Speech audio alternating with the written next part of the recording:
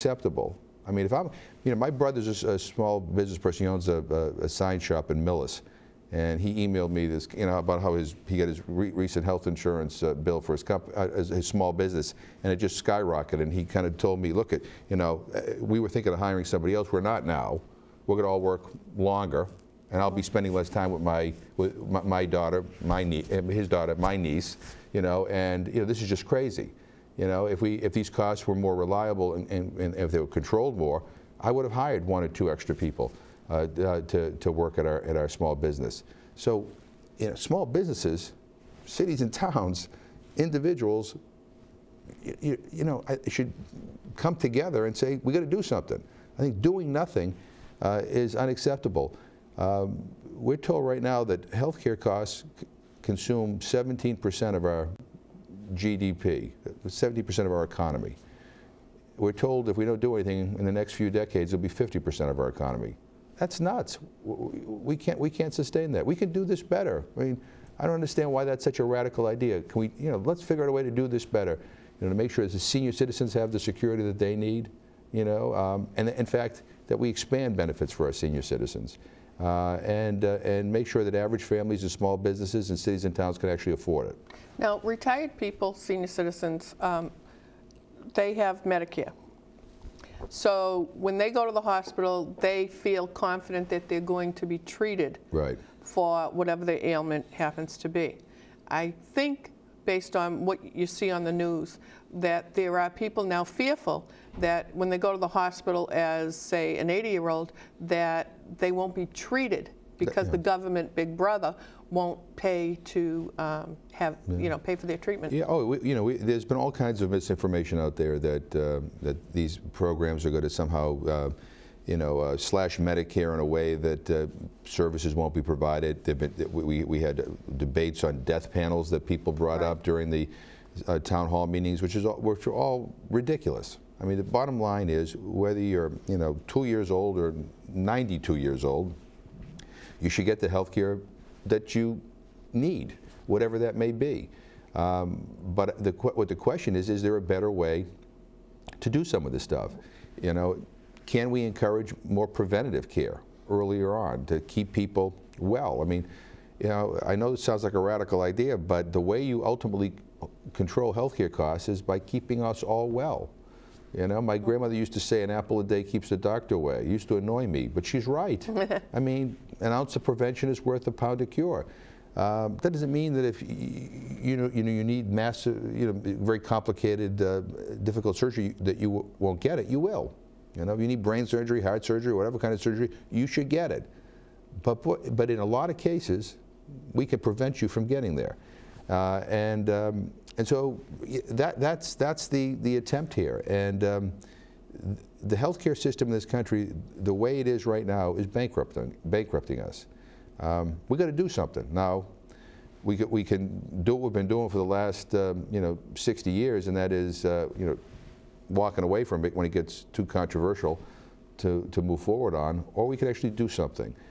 We've been talking about this since Harry Truman was president of the United States, and every time we get close, there's this campaign that ensues to scare the hell out of everybody. Everybody gets panicked. Then it becomes politically difficult to do. All the politicians walk away, and nothing happens. I just think we can do it better. And if it's not the plan that the House passed or the Senate passed, then let's figure out what works. The president, to his credit, is calling for a bipartisan summit, to say to the Republicans, okay, put your ideas on the table. And some are balking at that. Oh, no, we can't. Why not? Let's see what we can solve. Maybe there's common ground here. Maybe we can agree on some things. Can we all agree, for example, that it should be illegal for an insurance company to discriminate against you because of a pre-existing condition?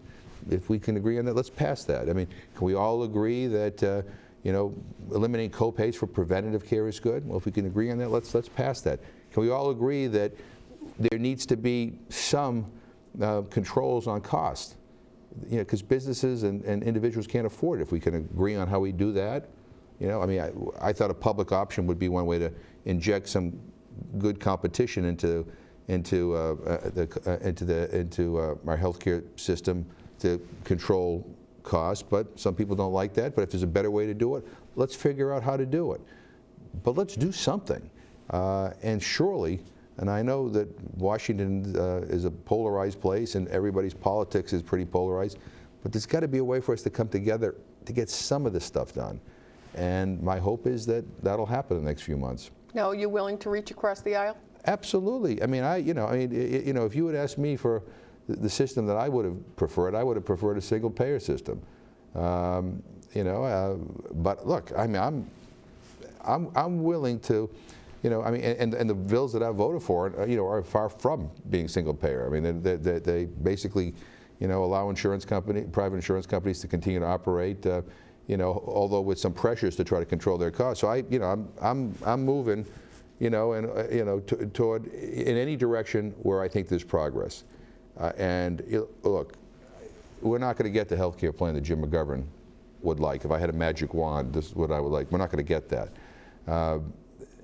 But what I'm willing to do is vote for anything that moves the ball forward, that helps improve the system, that helps guarantee people quality care, that helps deal with the issue of affordability, that helps deal with the issue of prevention, quality care, all those kinds of things. If it moves the ball forward, I'm going to be forward. And it may not be 100% of what I want. It may only be 5% of what I want. But 5% is better than 0%. And but I think what we need to do is seize on this moment that the president has asked us to come together, and let's put everybody's plans on the table, and let's see whether there's some common ground and we get a few things done. Now, it's been over a month since the devastating earthquake in Haiti, and I understand that you traveled recently to Haiti yourself. Why did you go there? I went with Len Gengel, whose daughter Brittany, who was a student at Lynn University, was lost in that earthquake. And as you know, it's a very tragic story. The Gengel family had been told that their daughter was fine, and they went down to meet her in Florida, and then they were told that there was a mess up in information. And she, and in any event, as time went on, Len and Cheryl Gengel were, I think were concerned about, was everything being done that could be done. And so I said, look, we talked, and we thought, well, let's go down to Haiti and check things out. And I accompanied the Gengel family and 2 other families whose loved ones were lost, and went down and saw the devastation. Look, I've been to Iraq, and I've been to Afghanistan, I've been to, Sudan, I've been to war zones. I've never seen anything as devastating as what I saw in Haiti. I mean, this poor country has just been kind of ripped apart, and 250,000 people perished, countless, thousands of people are living, under their bed sheets because their homes have been destroyed, no sanitation, no clean water. There's other diseases that are now, becoming problems. And but what we saw when we were down there was that the United States is doing an incredible job in terms of its relief and humanitarian effort. We saw volunteer firefighters down there leading the search and rescue team with tears in their eyes as they were, trying to find the bodies of people who got lost in the earthquake. And I mean, I was really proud of the U.S. effort, and my heart aches for all those who lost loved ones. And sadly, I mean, we just found out that Brittany Gengel, they found her body, and it was not obviously the outcome that the family and we all had hoped and prayed for, but nonetheless, there is some closure here. And so, but it's a terribly, terribly sad situation, and but I think we all have a reason to be proud, not only of our government, but all of our non-governmental organizations, our faith-based groups, our churches, volunteers from all around the country who have tried to help out. Well, I'd just like to say that sometimes when conversations are overheard, it's always, scandalous and bad, but I just want it to be out there that I know someone that overheard you very early on after this earthquake, working hard behind the scenes to do everything possible to help the Gingles and to find their daughter, and that was done purely because you're Jim McGovern and that's what you do. I'm a father too, you know, and I've got a daughter, you know, and a young son, and I, you know, I can't. What they have gone through is every parent's worst nightmare, and both Len and Cheryl Ann are incredibly courageous people, and you know, I'm in awe of their strength and courage during this time. But you know, but there is some closure to this for them, and but there's still a lot of other people missing. Yeah. Now, going back to the Stimulus Recovery Act, what types of stimulus funds came to Massachusetts? Well, monies for education, you know, in Worcester, for example, if the stimulus package had not been enacted, 500 teachers and support staff in the school department would have had been laid off. And we would have lost firefighters and police officers. Here in Shrewsbury, some of the stimulus money has gone to help fund the wastewater treatment, you know, upgrades that need to be done, which means that they will not be as onerous a burden on the ratepayers, you know, which I think is a good thing.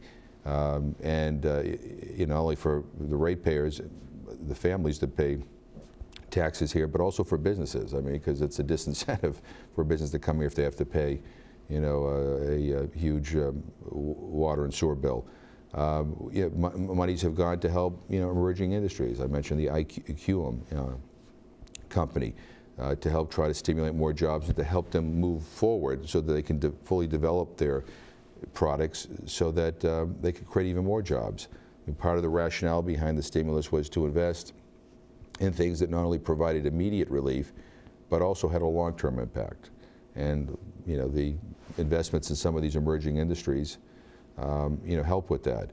Lots of money went to for medical research. I mean, UMass Medical School and Hospital received millions and millions of dollars in NIH grants and you know, you know, monies to help with buildings that were being planned.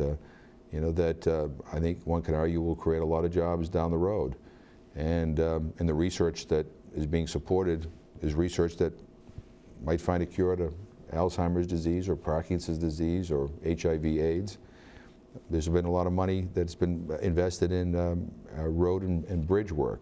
In Massachusetts, we have an aging infrastructure. We have bridges in Massachusetts that are older than some of the other states in this country. They need to be repaired. And this money has helped, you know, reduce the backlog in terms of some of those infrastructure projects. You know, there's been, you know, there's been tax cuts for, you know, for families that have been included in this as well. So, you know, there's a lot of things. And while it hasn't changed everything overnight, I think it helped stop the hemorrhaging. Look, we didn't get into this mess overnight. You know, the last decade, we pursued some pretty disastrous economic policies. You know, we now got to dig ourselves out of this mess, and it's going to take some time. But I think we're beginning to dig ourselves out, and the stock market's doing a little bit better. Some of the economic indicators are doing better. Unfortunately, jobs are kind of the last thing that kind of kick in an economic recovery.